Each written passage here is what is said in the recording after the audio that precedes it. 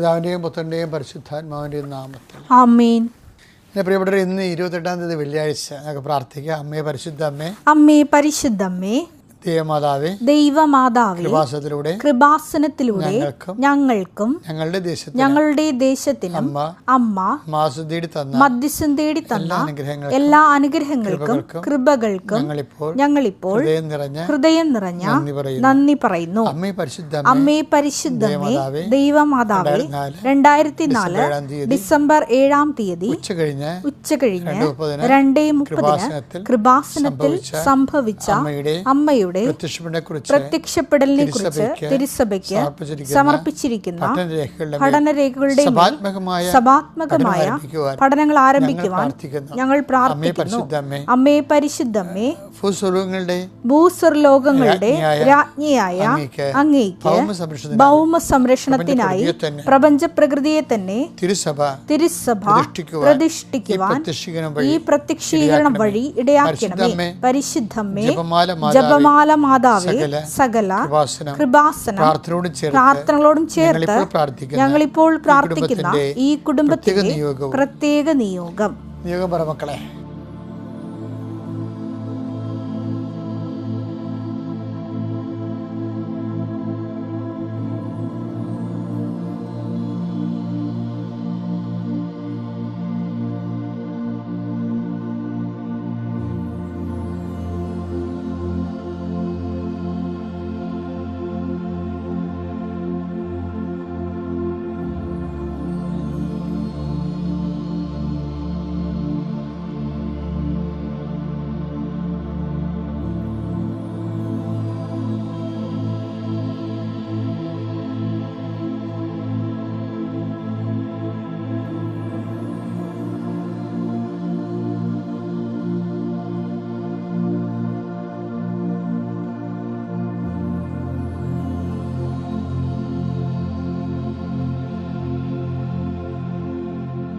അമ്മയുടെ പ്രത്യക്ഷീകരണത്തിന്റെ ഈ അനുഗ്രഹവേളയിൽ ഞങ്ങൾക്ക് സാധിച്ചു തരുവാൻ കനിയണമേ.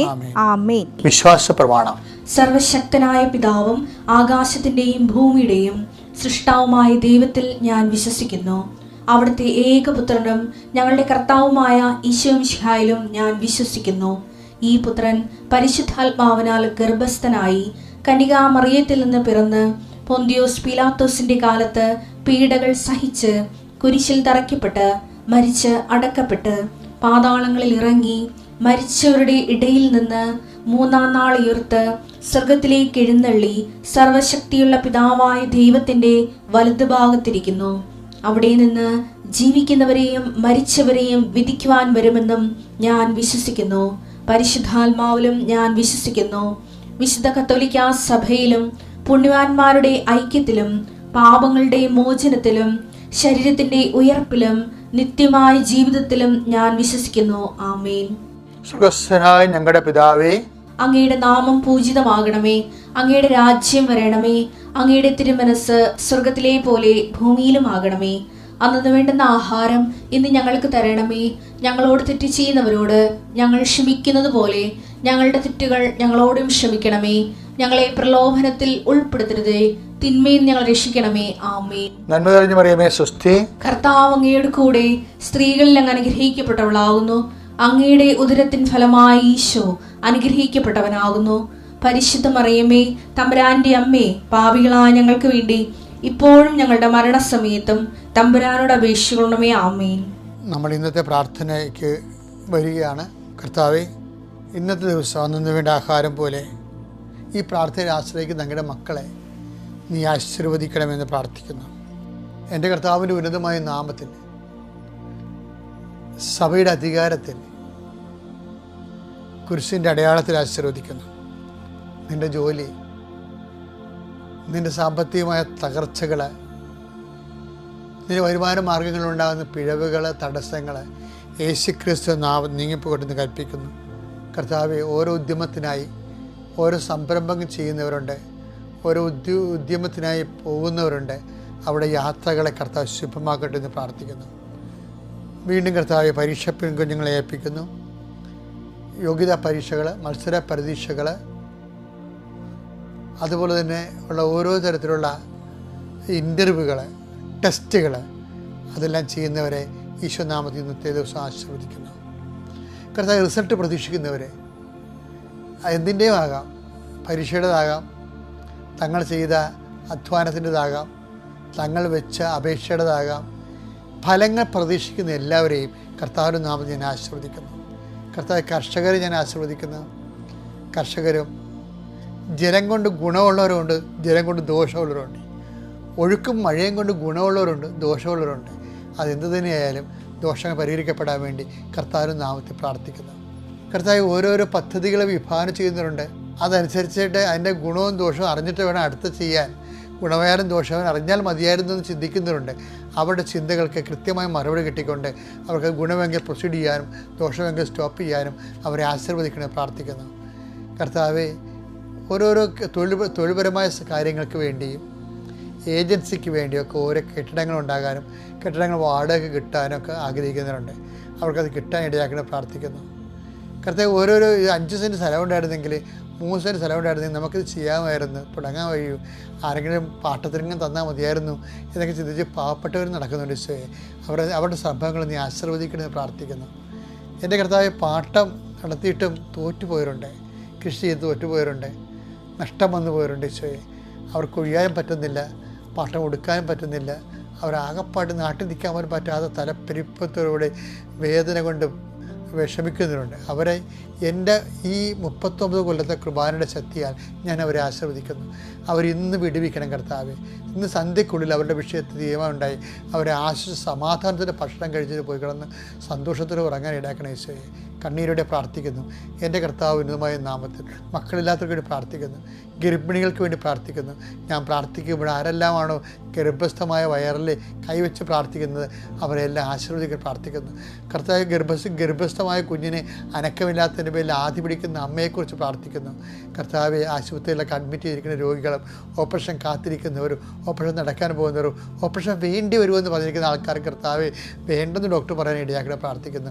എൻ്റെ കർത്താവിന് ഉന്നതമായ നാമത്തിൽ സഭയുടെ അധികാരത്തിൽ കുരിശിൻ്റെ അടയാളത്തിൽ എന്തെല്ലാം വിഷയങ്ങൾക്ക് നീ ഏതെല്ലാം വ്യക്തികളെ ഓർത്തുകൊണ്ട് എന്തെല്ലാം വിഷയങ്ങൾക്ക് നീ ഇന്ന് ആദ്യം പിടിക്കുന്നുവോ, സങ്കടപ്പെടുന്നുവോ, ആരെങ്കിലും സഹായിക്കാൻ ഉണ്ടായിരുന്നെന്ന് വിചാരിച്ചുവോ, അവർക്കെല്ലാം മാതാവ് നിന്നെ സഹായിക്കും, കർത്താവ് നിന്നെ സഹായിക്കും, നിൻ്റെ കൂടെ വരികയും ഇന്നത്തെ ഈ പ്രാർത്ഥനയുടെ ശക്തി സാക്ഷ്യം പറയാൻ നിന്നെ സഹായിക്കും. നിത്യം പിതാവും പുത്രനും പരിശുദ്ധമായ ദൈവം നിന്നെ അനുസരിക്കട്ടെ. ഈ ധൂർത്തപുത്രൻ്റെ കഥ ഈ നോൻപ് കാലത്ത് നമ്മൾ വായിക്കുമല്ല. അപ്പോഴതിൻ്റെ അകത്ത് നമ്മൾ ഇപ്പം ധൂർത്തപുത്രൻ തിരിച്ചു വരുമ്പോൾ അപ്പൻ എന്തെങ്കിലും കൊടുക്കണേ? അപ്പം കൊടുക്കണത് ഒന്ന് ചെരുപ്പ് കൊടുക്കും, പിന്നെ എന്താണ് മോതിരം, പിന്നെ എന്താണ് വസ്ത്രം, 3 കാര്യം കൊടുക്കും. അപ്പോൾ ഈ കമൻട്രി പുസ്തകങ്ങളിലൊക്കെ എഴുതിയിരിക്കണതെന്ന് വെച്ചാൽ അത് സ്റ്റാറ്റസ് മെയിൻറ്റെയിൻ ചെയ്യണം എന്നുള്ളതാണ്. അവൻ മകനായിരുന്നു, അടിമകൾക്കാണ് ചെരുപ്പില്ലാത്തത്, മോതിരമില്ലാത്തത്, മകനും അതൊക്കെ ഉണ്ട്. അതുകൊണ്ട് മകൻ്റെ സ്റ്റാറ്റസിലേക്കാണ് തിരിച്ച് വിളിച്ചു എന്നാണ് പശ്ചാത്താപത്തിൻ്റെ അകത്ത് കമൻട്രീസൊക്കെ പറയണത്. പക്ഷേ എനിക്ക് ഇതിനകത്ത് ഒരുപാടത്തും ഇല്ലാത്ത സംഭവം ഇത് കഴിഞ്ഞ ദിവസങ്ങളിൽ ഈശോ പറഞ്ഞു. കാരണം ഈശോ പറഞ്ഞ് അവർ കൊടുത്തിരിക്കുന്നത് വസ്ത്രമല്ല, മേൽത്തരം വസ്ത്രമാണെന്ന് പറഞ്ഞു. മേൽത്തരം വസ്ത്രം. അപ്പോഴാണ് എൻ്റെ മനസ്സിൽ അപ്പോൾ ഞാൻ ഉടനെ പറഞ്ഞ് മേൽത്തരം വസ്ത്രം എന്ന് പറയുന്നത് ആത്മാവിന് ലഭിക്കുന്ന കൃപയാണെന്ന് പറഞ്ഞു. അത് കാര്യം ഈശോ കൈകാര്യം ചെയ്യണ ആരാണ്ട് ഒരുത്തൻ അപ്പനോട് ഇടിവെച്ചിട്ട് വസ്തു മേടിച്ചിട്ട് പോയ കാര്യമല്ല ഈശോ പറയണതേ. ദൈവരാജ്യത്തിലേക്കുള്ള അനുദപിക്കുന്ന പാപിയെ ഓർത്ത് സ്വർഗത്തിൽ സന്തോഷം ഉണ്ടാകുന്നില്ലേ? സ്വർഗത്തിൽ സന്തോഷം ഉണ്ടാകുന്നത് എന്താണ്? അനുദപിക്കുന്ന പാപിക്ക് കിട്ടിക്കുന്ന ഹെവൻലി സ്റ്റാറ്റസാണ്. അതെന്താ? കൃപയാണ്. അവർ നഷ്ടപ്പെട്ട കൃപ അവന് തിരിച്ചു കിട്ടിക്കുന്ന കാര്യമാണ് ഈശോ പറയണത്. അപ്പോൾ ഞാൻ ആൾക്കാരോട് പറഞ്ഞ് ഈ മേൽത്തര വസ്ത്രം എന്ന് പറയണത് ആത്മാവിന് ലഭിക്കുന്ന കൃപയാണെന്ന്. അപ്പോൾ അതുകൊണ്ടാണ് നമുക്ക് നോക്കിയ മേൽത്തര വസ്ത്രം എന്ന് വായിച്ചു നോക്കിയത്. ലൂക്കാ 15:22. പിതാവാകട്ടെ തന്റെ ദാസരോട് പറഞ്ഞു ഉടനെ മേൽത്തരം വസ്ത്രം കൊണ്ടുവന്ന് ഇവനെ ധരിപ്പിക്കുവിൻ. വസ്ത്രം കൊണ്ടുവന്ന് ധരിപ്പിക്കാൻ പറഞ്ഞാൽ മതിയേ, അത്രയും വലിയ ആഡംബരം കാണിക്കേണ്ട കാര്യമില്ല. പക്ഷെ ആഡംബരത്തോടെയാണ് ഈ അപ്പം സ്വീകരിക്കുന്നത്. നിന്റെ പശ്ചാത്താപം ദൈവരാജ്യത്തേക്ക് നിന്നെ പരമപിതാവ് സ്വീകരിക്കുന്ന ആഡംബരത്തോടെയാണ്. എന്താ കാര്യം? U got the retain the heavenly status. നഷ്ടപ്പെട്ട കൃപയാണ് തിരിച്ചു കിട്ടുന്നത്. ഈ നഷ്ടപ്പെട്ട കൃപ ആത്മാവിന് യേശുക്രിസ്തുവിൻ്റെ വിശുദ്ധമായ രക്തത്താൽ വീണ്ടെടുക്കപ്പെടുന്നത് കൊണ്ടാണ് നമ്മുടെ ആത്മാവിനെ ദൈവം അസൂയയോടെ അഭിലഷിച്ചെന്ന് പറയല്ലേ. അതാണ് ആ നഷ്ടപ്പെട്ട കൃപ തിരിച്ചു കിട്ടുന്നതുകൊണ്ടാണ്. പശ്ചാത്താപത്തിൽ നമുക്ക് പാപക്ഷമം മാത്രമല്ല, ഈ കുമ്പസാരത്തെ ഉന്നതമായ ഒരു കൂദാശയാക്കി ഔദ്യോഗികമായ ഒഫീഷ്യലൈസ് ചെയ്യാൻ കാര്യം എന്താണ്? അതിൻ്റെ അകത്ത് നഷ്ടപ്പെട്ട പാപക്ഷമം മാത്രം നമുക്ക് ലഭിക്കുന്നത്, മേൽത്തരം കൃപയും ലഭിക്കുന്നുണ്ട്. അതറിയണമെങ്കിൽ യാക്കോബ് 4:5 വായിച്ചേ. നമ്മിൽ നിക്ഷേപിച്ചിരിക്കുന്ന ആത്മാവിനെ ദൈവം അസൂയയോടെ അഭിലഷിക്കുന്നു എന്ന തിരുവെഴുത്ത് വൃഥ ആണെന്ന് നിങ്ങൾ വിചാരിക്കുന്നു. അപ്പൊ യാക്കോബിന് കിട്ടിയ ഇതിന്റെ ബേസ്മെന്റ് വചനങ്ങൾ പലയിടത്തും പറയുന്നുണ്ട്, പക്ഷെ ഇതുപോലെ പറയുന്നില്ല ഒരിക്കലും ബൈബിള്. പക്ഷെ ഇത് പറയുന്നത് ക്രിസ്തുവിൻ്റെ പീഡാനുഭവത്തോടും പാപ പരിഹാരത്തോടും ചേർത്ത് വെച്ചാൽ മാത്രമേ നമുക്ക് അപ്പോഴാണ് ഈ ആത്മാവ് സബ്ലിമേറ്റ് ആകണത്. അതിൽ വിശ്വസിച്ച് കഴിയുമ്പോൾ എനിക്ക് പകരക്കാരായി മരിച്ചു, ക്രിസ്തുവിൻ്റെ പരിഹാരത്തിൽ ഞാൻ വിശ്വസിക്കുന്നു എന്ന് പറയുമ്പോഴാണ് ക്രിസ്തു നേടിയെടുത്ത കൃപ നമുക്ക് അവകാശമാകണത്. ആ കൃപയെ അവകാശമാക്കിയ ആത്മാവ് ആണ് മേൽത്തരം ആത്മാവ്. അതാണ് ദൈവം അസൂയയോടെ അഭിലഷിക്കണത്. അതിൻ്റെ താഴെയുള്ള വചനം വായിച്ചാൽ മനസ്സിലാക്കും കൃപയാണ് ഉദ്ദേശിക്കണമെന്ന്. മേൽത്തര വസ്ത്രങ്ങൾക്ക് യാക്കോബ് 4:6 അവിടുന്ന് കൃപാവരം ചൊരിയുന്നു. അവിടുന്ന് കൃപാവരം ചൊരിയുന്നു. അതുകൊണ്ടാണ് ഇങ്ങനെ എഴുതിയിരിക്കുന്നത്, ദൈവം അഹങ്കാരികളെ എതിർക്കുകയും എളിമയുള്ളവർക്ക് കൃപ കൊടുക്കുകയും ചെയ്യുന്നു. അതായത് എൻ്റെ കയ്യിൽ നിന്ന് അബദ്ധം പറ്റിയെന്ന് പശ്ചാത്തപിക്കുന്ന എളിമയുള്ളവരാണ്. ഞാൻ പാപിയൊന്നുമില്ല, ഞാൻ ഒരു പാപം ചെയ്തിട്ടില്ല എന്നൊക്കെ പറഞ്ഞില്ല. അഹങ്കാരികളാണ്. അതാണ് കൃപ.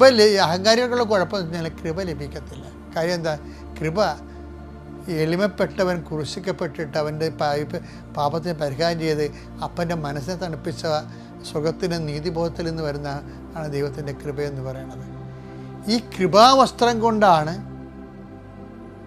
ഈ ധൂർത്തപുത്രനെ അപ്പൻ പഴയ സ്റ്റാറ്റസിലേക്ക് കൊണ്ടുവരുന്നത്. കൃപാവസ്ത്രമാണ്. അതുകൊണ്ടാണ് വെള്ള വസ്ത്രം ധരിച്ചെന്നൊക്കെ പറയത്തില്ലേ, ബൈബിൾ പറയത്തില്ലേ. വെളിപാട് 6:11 വായിച്ചേ. അവർക്ക് ഓരോരുത്തർക്കും ധവള വസ്ത്രം നൽകപ്പെട്ടു. വെള്ള വസ്ത്രം നൽകപ്പെട്ടു. അപ്പോൾ നൽകപ്പെടുന്ന ഒരു പ്രക്രിയ ഉണ്ട്. മനുഷ്യന് ദൈവിക ജീവൻ നഷ്ടപ്പെടുന്നതിന് കൃപയാണല്ലോ നഷ്ടപ്പെട്ടത്. ആ പഴയ ഹെവൻലി സ്റ്റാറ്റസിലേക്ക് കൊണ്ടുവരുന്നത് കൊണ്ടാണ് സ്വർഗത്തിന് സന്തോഷം ഉണ്ടാകുന്നത്. ധൂർത്തപുത്രൻ്റെ കഥ അവസാനിക്കണത് എങ്ങനെയാണ്? അതുപോലെ അനുതപിക്കുന്ന ഒരു പാപിയെക്കുറിച്ച് സ്വർഗത്തിന് സന്തോഷമുണ്ട്. Take the word of God. ലൂക്കാ 15:7. അതുപോലെ തന്നെ അനുതാപം ആവശ്യമില്ലാത്ത 99 നീതിമാന്മാരെ കുറിച്ച് എന്നതിനേക്കാൾ അനുതപിക്കുന്ന ഒരു പാപിയെ കുറിച്ച് സ്വർഗത്തിൽ കൂടുതൽ സന്തോഷമുണ്ടാകും എന്ന് ഞാൻ നിങ്ങളോട് പറയുന്നു. അപ്പോഴേ ഈ പെർസ്പെക്റ്റീവിലാണ് ധൂർത്തപുത്രൻ്റെ കഥ ഈശോ തുടങ്ങുന്നത്. അപ്പോൾ സ്വർഗത്തിലെ സന്തോഷം അവതരിപ്പിക്കുന്നതിനാണ് മേൽത്തരം കൃപയെന്ന് പറയുന്നത്. മേൽത്തരം വസ്ത്രം എന്ന് പറയുന്നത്. ഈ മേൽത്തരം വസ്ത്രം എന്ന് പറയുന്നത് നഷ്ടപ്പെട്ട കൃപയാണ്. അപ്പോൾ പശ്ചാത്താപം നമുക്ക് നൽകണത്, പശ്ചാത്താപത്തിൻ്റെ പൂർണ്ണ മനസ്താപം എന്ന് പറയത്തില്ലേ, പൂർണ്ണ മനസ്താപമുണ്ട്, ഭാഗിക മനസ്താപമുണ്ട്. നമ്മൾ ഈ നോൻപ് കാലത്തൊക്കെ ചെയ്യണത് ഭാഗിക മനസ്താപമാണ്, പൂർണ്ണ മനസ്താപമല്ല. കൃപ കിട്ടാനുള്ള സാധ്യത കുറവാണ്. എന്താ കാര്യം? പൂർണ്ണ മനസ്താപം എന്ന് പറയുമ്പോൾ മേലിൽ പാപം ചെയ്യരുത്തില്ല, ആ സാധനം ആവർത്തിക്കത്തില്ല. അതുകൊണ്ടാണ് ഈശോ പറയണത് മേലിൽ പാപം ചെയ്യരുത്. Take the word of God. Yohannan 5:14. പിന്നീട് യേശു ദേവാലയത്തിൽ വെച്ച് അവനെ കണ്ടപ്പോൾ പറഞ്ഞു, ഇതാ നീ സൗഖ്യം പ്രാപിച്ചിരിക്കുന്നു. കൂടുതൽ മോശമായതൊന്നും സംഭവിക്കാതിരിക്കാൻ മേലിൽ പാപം ചെയ്യരുത്. അപ്പൊ പൂർണ്ണ മനസ്താപത്തിനകത്ത് വരുന്നതാണ് മേലിൽ ആ പാപം ആവർത്തിക്കാതിരിക്കാനുള്ള തീരുമാനം. കാര്യം എപ്പോഴും മനസ്താപം തീരുമാനമാണല്ലോ. സഖ്യവൂസ് ഇറങ്ങി വന്നിട്ട് തീരുമാനിക്കുകയല്ലേ, ധൂർത്തപുത്രനും മടങ്ങി വന്നിട്ട് തീരുമാനിക്കുകയല്ലേ. ഡിസിഷൻ എന്ന് പറയുന്നത് പൂർണ്ണ മനസ്താപത്തിൻ്റെ ഭാഗമാണ്. അപ്പം പരമാവധി അതായത് പറ്റുന്നത്രയും പാപങ്ങൾ ആവർത്തിക്കാതിരിക്കാൻ വേണ്ടി ബോധപൂർവമായ ശ്രമം ഉണ്ടാകണം. അങ്ങനെ ശ്രമിക്കുന്ന ആത്മാവിനെയാണ് ദൈവം അസൂയയോടെ അഭിലഷിക്കുന്നത്. Now you got the point. നോൻപുകാലത്ത് കർത്താവിൻ്റെ കൃപയെ വളരാൻ ഇത് നിങ്ങളെ സഹായിക്കട്ടെ. Praise the Lord. അത്യപൂർവ ദൈവാനുഭവങ്ങൾ ഇനി നിങ്ങൾക്കും സ്വന്തം. ഈ യൂട്യൂബ് ചാനൽ ഇതുവരെ സബ്സ്ക്രൈബ് ചെയ്തിട്ടില്ലെങ്കിൽ ഇപ്പോൾ തന്നെ സബ്സ്ക്രൈബ് ചെയ്യുക. ഈ വീഡിയോ ഇപ്പോൾ തന്നെ നിങ്ങളുടെ സുഹൃത്തുക്കൾക്ക് ഷെയർ ചെയ്തുകൊണ്ട് കർത്താവിൻ്റെ പ്രേക്ഷിതരാകുക.